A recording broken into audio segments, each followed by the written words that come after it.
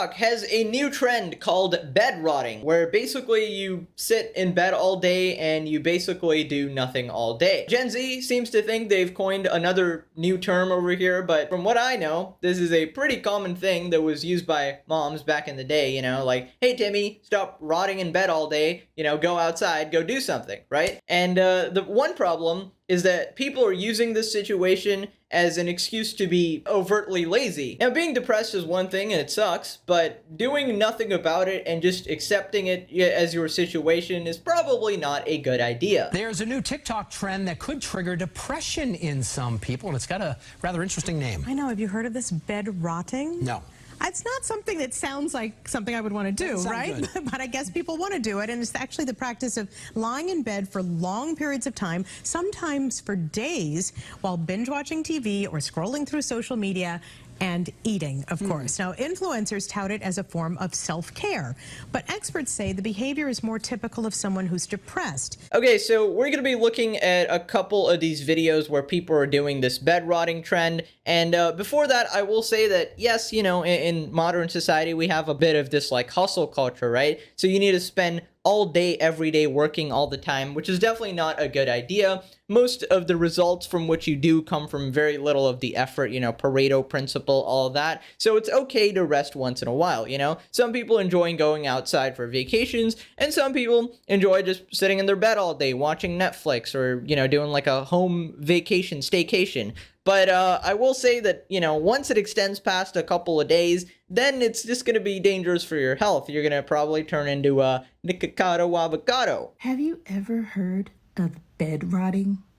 It's something that I learned about last week, but it's something I've been doing for years off and on. And I didn't know it had a name for it. I just thought it was like just depression. And I'm sure you've been doing this too. It's a form of self-care, but you shouldn't do it too often because apparently it can be laziness. But basically it's where you just sit or lay in bed all day.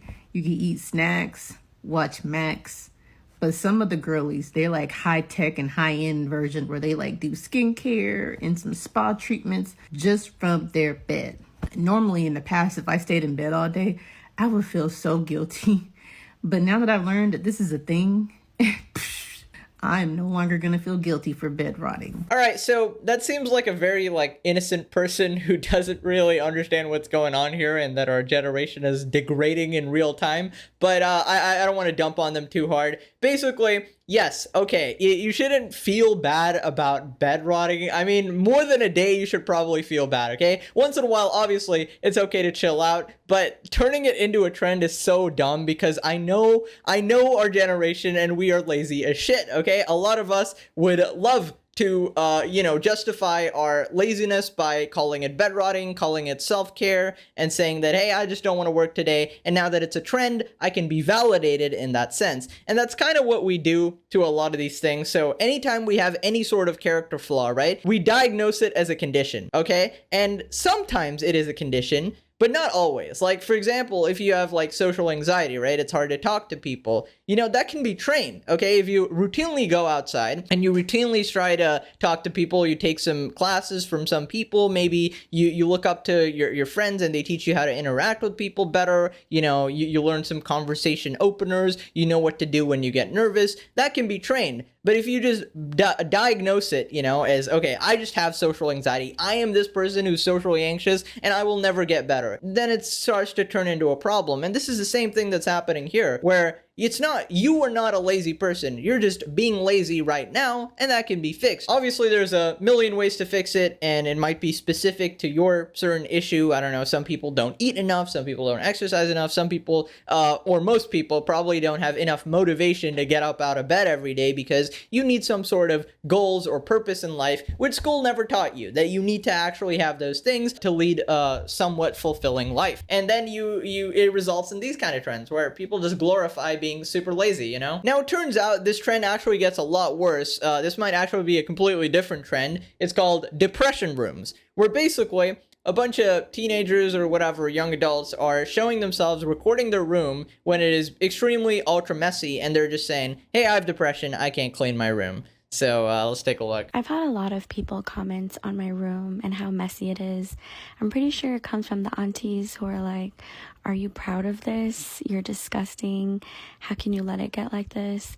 I'm not proud of, how messy I let my room get. I think if you have depression or you suffer from depression or anxiety or any kind of mental health disorder, you understand that sometimes we just can't get up. Okay, so just to preface this, right? I'm not one of those people who says depression isn't real, nobody is depressed, just get up and exercise, okay? I don't believe in that. I think some people genuinely really struggle, and they actually have like a chemical imbalance in their brain, which makes it really hard to, exist. But a lot of people, okay, who claim to have depression just have a bunch of bad days, which is just part of being a human being, and you feel ultra lazy, and you don't feel like you have any purpose or more motivation to get out of bed, and you don't feel like cleaning your room. Now, if you can record and film TikToks daily, I feel like you can clean your room. Am I being far-fetched here? If you can set up a camera and record TikToks daily, and you're having 3 meals a day, you're pretty much staying fit, you can glam up your makeup and all of that, you're telling me you can't clean your room? I'm kind of debating like what's the best way to say this, because I don't want people commenting like, oh, Pegasus is one of those people who just like doesn't believe in depression. And like, I get it, sometimes it's hard to clean your room, but if you're posting TikToks every day, it's really hard to believe. I'm sorry. I will say some people are genuinely like crippled by depression, but most people are just goddamn lazy, okay? And you were deciding not to do it, okay? If you had some sort of incentive to clean your room, like suppose cleaning your room was a job. Suppose I gave you 10 grand to clean your room. You could instantly do it, okay? Your depression's gonna get like instantly like vaporized into thin air. So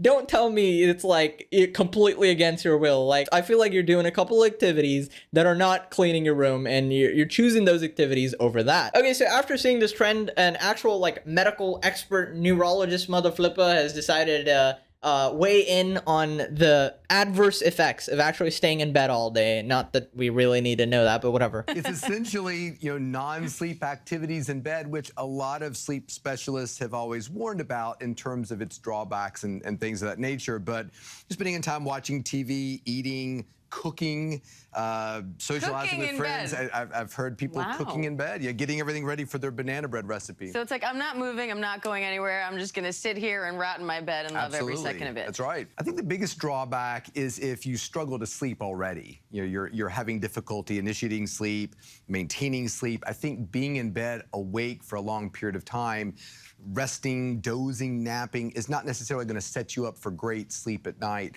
Plus, you're not engaging in social activities, you're not moving your body through time and space, you're not exercising. All those things could have a negative impact on your sleep. Okay, so we didn't really need a doctor for that, but obviously staying in bed all day is not a good idea. I don't care if it's a trend, probably don't do it unless you worked like 2 months in a row right before that, okay? Anyways, guys, can we actually have some useful goddamn trends, like maybe cook food for the homeless, cook food for the poor people challenge?